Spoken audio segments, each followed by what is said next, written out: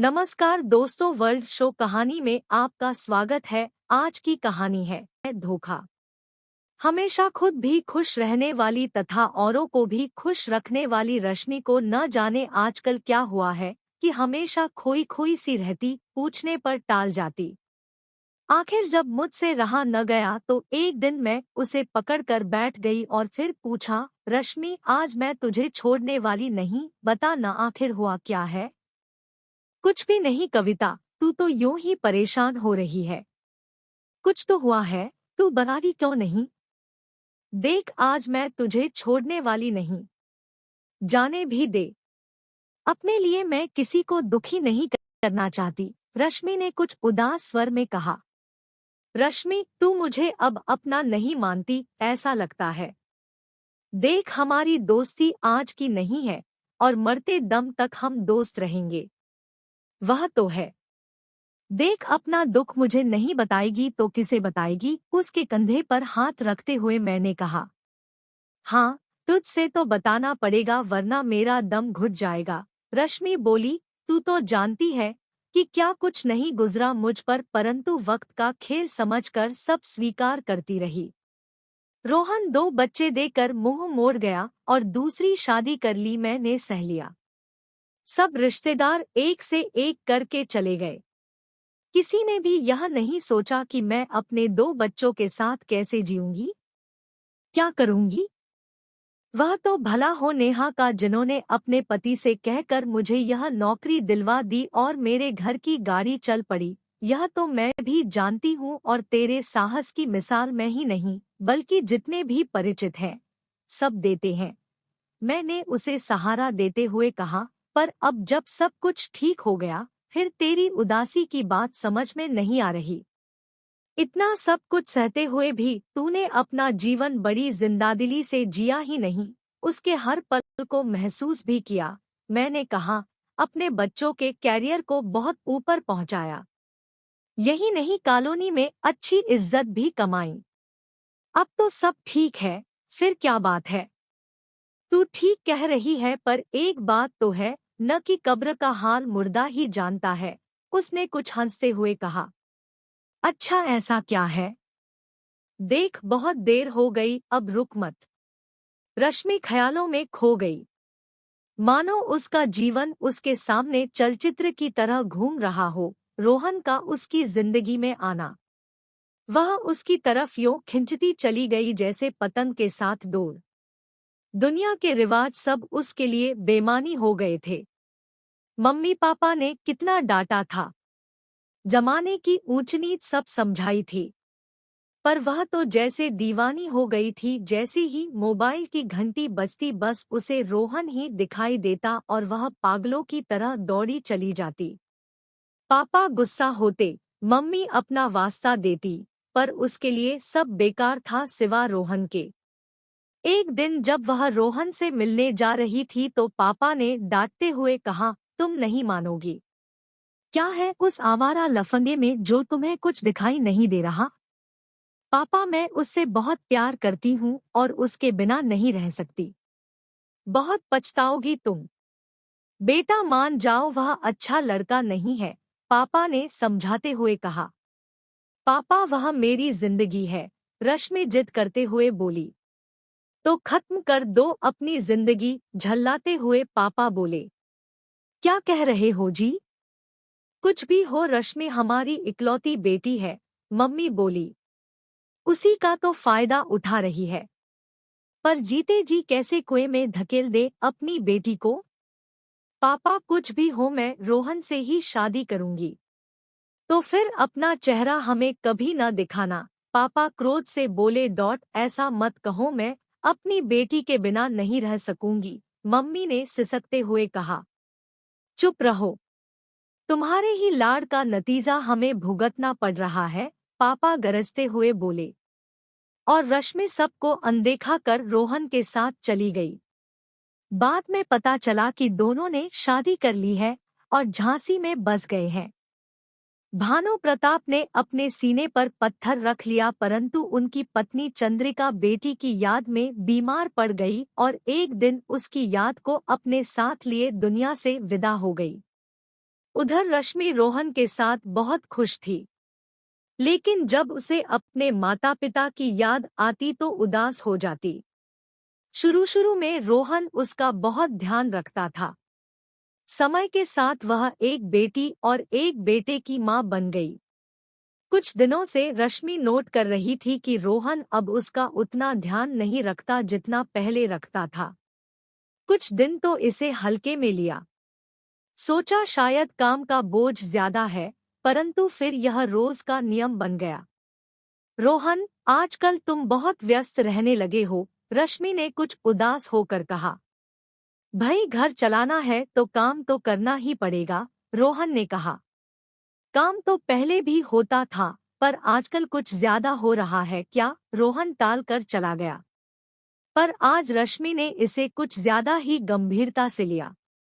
अब तो रात को भी देर से आना रोहन का नियम बन गया था। रश्मि पूछने की कोशिश करती तो झगड़ा होने लगता। उस दिन तो हद ही हो गई। उसकी सहेली आई थी। मुस्कुराते हुए रश्मि ने पहले तो परिचय कराया, रोहन, यह मेरी सहेली है। शिमला से आई है। यहाँ इसे कुछ काम है। करीब हफ्ता भर रहेगी। रश्मि, यह मेरा घर है, कोई धर्मशाला नहीं जो कोई भी यहाँ आकर रहे। रश्मि देखती रह गई। रोहन जी, आप चिंता न करें, मैं मैनेज कर लूंगी, शालिनी ने कहा। अरे नहीं, मैं तो मजाक कर रहा था, रोहन ने हंसते हुए कहा। सबने इसे मजाक में ले लिया, पर रश्मि नहीं जानती थी कि उसने अपने लिए कितनी बड़ी खाई खोद ली है। जो रोहन रोज देर रात आता था, वह शाम की चाय घर में ही पीने लगा। शुरू में तो रश्मि खुश हुई, पर फिर धीरे धीरे उसे समझ में आने लगा कि रोहन उसके लिए नहीं बल्कि शालिनी के लिए जल्दी आता है। चाय पीने के बाद दोनों ही किसी न किसी बहाने निकल जाते। कभी बाहर से खाना खाकर आते, कभी उसे आदेश देकर बनवाते। मम्मी, ये आंटी और कितने दिन रहने वाली है? एक दिन रश्मि के बेटे शलभ ने पूछा। क्यों बेटे, आंटी से तुम्हें क्या तकलीफ है? रश्मि ने पूछा। मम्मी, जब देखो आप आंटी की सेवा में लगी रहती हो जैसे वे कोई नवाब हो, शलभ ने कुछ चिढ़ते हुए कहा। हाँ मम्मी, और वे तो कोई काम नहीं करती, बस पापा से बातें करती रहती हैं, जैसे वे ही इस घर की मालिक हों। बेटा, ऐसा नहीं कहते। वे मेहमान हैं, उन्हें कुछ काम है यहाँ। जब हो जाएगा तो चली जाएंगी। रश्मि ने बच्चों को तो दिलासा दे दिया, किंतु अपने को न समझा सकी। सारी रात बड़ी बेचैनी में काटी और फैसला किया कि सुबह शालिनी और रोहन से बात करेगी। दूसरे दिन सुबह जब सब नाश्ता कर रहे थे तो रश्मि ने रोहन से कहा, सुनिए, मेरे ख्याल में अब तो काफी दिन हो चुके हैं। अगर शालिनी का काम बाकी है तो वह किसी गर्ल्स हॉस्टल में इंतजाम कर लेगी। क्यों, ऐसी भी क्या जल्दी है? रोहन ने कहा। बात कुछ नहीं, बस बच्चों के एग्जाम सिर पर है, उनकी पढ़ाई नहीं हो पा रही। फिर मेहमान कुछ दिन के ही अच्छे होते हैं। कैसी बातें कर रही हो रश्मि? क्या शालिनी से यह सब कहते ठीक लगेगा? फिर एक तो वह तुम्हारी सहेली है, इस नए शहर में कहाँ जाएगी? कहीं भी जाए या कहीं भी इंतजाम करे, यह हमारी सिरदर्दी नहीं, रश्मि ने कुछ झल्ला कर कहा। ठीक है, कुछ दिन और देखो, या तो वह कोई इंतजाम कर लेगी या फिर मैं ही उसका कोई इंतजाम कर दूंगा। तुम परेशान न हो, रोहन उसे दिलासा देकर ऑफिस चला गया।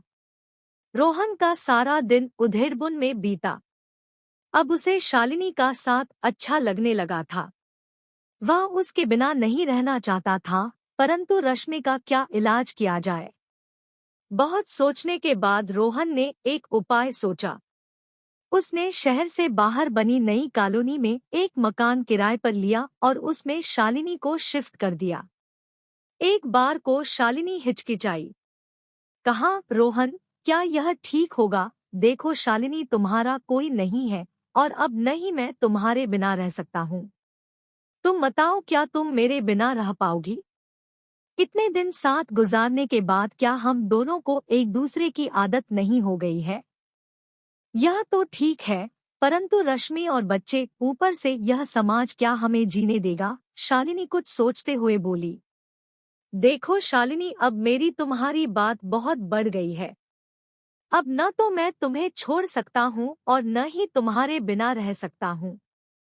तुम्हारी तो तुम ही जानो, पर मैं अच्छी तरह से जानता हूँ कि तुम्हारे विचार भी यही है। वह सब तो ठीक है, परंतु रश्मि मेरी सहेली है और उसके साथ यह अन्याय होगा। तुम्हें अब सिर्फ अपने और मेरे बारे में सोचना है शालिनी। रोहन ने बात खत्म करते हुए कहा, अब देखो इस शहर में कितने ही लोगों से तुम्हें मिलवा दूंगा, जिन्होंने न सिर्फ 2 से 2 शादियां कर रखी है, वरन दोनों निभा भी रहे हैं। परंतु लोग क्या कहेंगे? शालिनी बोली। देखो शालिनी, अब तुम कुछ मत सोचो। सोचो तो सिर्फ अपनी नई जिंदगी के बारे में। रोहन की बात सुनकर शालिनी ने उससे सोचने के लिए 2 दिन का समय मांगा। ठीक है, मैं चलता हूँ। तुम्हारी जरूरत का सारा सामान यहाँ है। रोहन घर पहुंचा तो रश्मि और बच्चे उसे अकेला देखकर बहुत खुश हुए। उन्होंने सोचा कि शालिनी चली गई है अपने शहर। रश्मि ने मुस्कुराते हुए पूछा, आज अकेले? क्या शालिनी वापस चली गई? रोहन चुप रहा और अपने कमरे में कपड़े चेंज करने चला गया। रश्मि कुछ सोचती रह गई। जब वह वापस आया तो रश्मि ने फिर दोहराया, आपने बताया नहीं कि शालिनी वापस चली गई क्या? देखो रश्मि, तुमने चाहा कि शालिनी यहाँ से चली जाए और वह चली गई। अब वह कहाँ गई और क्यों गई, इससे तुम्हें मतलब नहीं होना चाहिए। रहा मेरे जल्दी आने का प्रश्न, तो आज मैं यह फैसला करके आया हूँ कि अब मैं शालिनी से शादी कर रहा हूँ। तुम साथ रहोगी या अलग, यह फैसला तुम्हें करना है। रश्मि और बच्चे यह सुनकर हैरान रह गए। तुम्हें पता भी है कि तुम क्या कह रहे हो? रश्मि ने लगभग चीखते हुए कहा। दोनों बच्चे शलभ और रीतिका डर गए। तभी रश्मि को लगा कि उन्हें बच्चों के सामने ये सब बातें नहीं करनी चाहिए। उसने सामान्य होने की कोशिश की और बच्चों से कहा, बेटा आप अपने कमरे में जाकर पढ़ाई करो। अब बच्चे इतने भी छोटे नहीं थे कि वे अपनी माँ की बात न समझ सके। दोनों सिर झुकाए अपने कमरे में चले गए। हाँ, अब बताओ कि तुम क्या कह रहे थे? तुम्हें शालिनी से शादी करनी है? तुम इतनी बड़ी सजा मुझे कैसे दे सकते हो? सिर्फ तुम्हारे कारण मैं अपने माता पिता और घर परिवार को छोड़कर आई थी। हाँ तुम आई थी, पर यह फैसला भी तुम्हारा था। फिर मैं कब मना कर रहा हूँ? क्या बिगड़ जाएगा अगर शालिनी भी हमारे साथ रहे? रोहन ने कहा। यह कभी नहीं हो सकता रोहन, तुम मुझे इतना बड़ा धोखा नहीं दे सकते।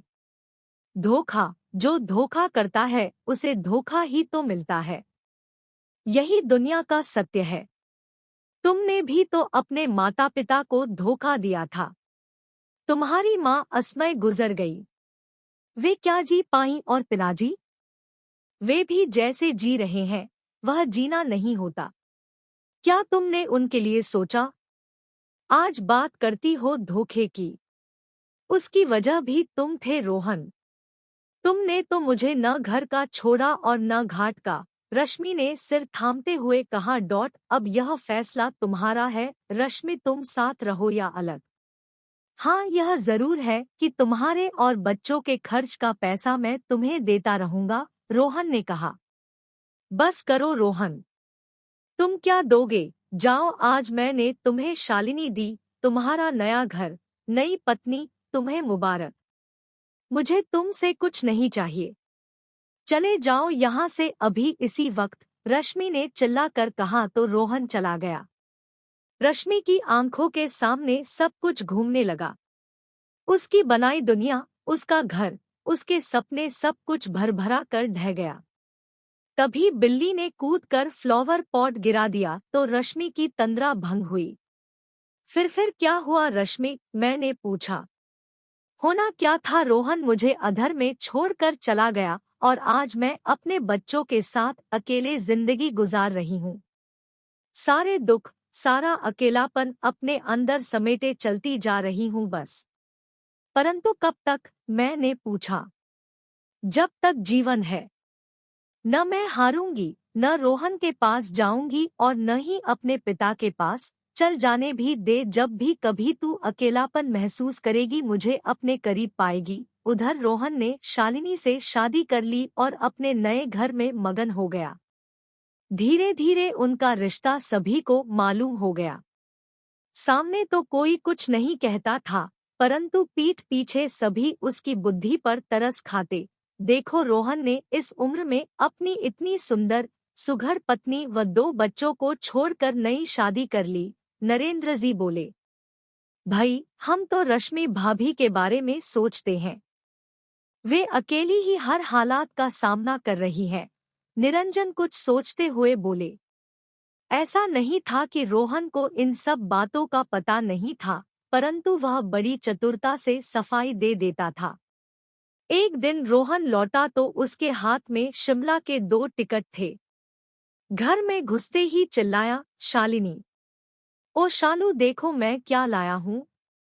उसे सकते में देखकर शालिनी बोली, धन्यवाद दोस्तों। वीडियो को लाइक करें, शेयर करें और चैनल को सब्सक्राइब करें और बेल आइकन को दबाना ना भूलें दोस्तों, जिससे कि आपको नए वीडियो की नोटिफिकेशन मिलती रहे और इस चैनल पर हर रोज एक नया वीडियो और एक नया सीख मिलता है।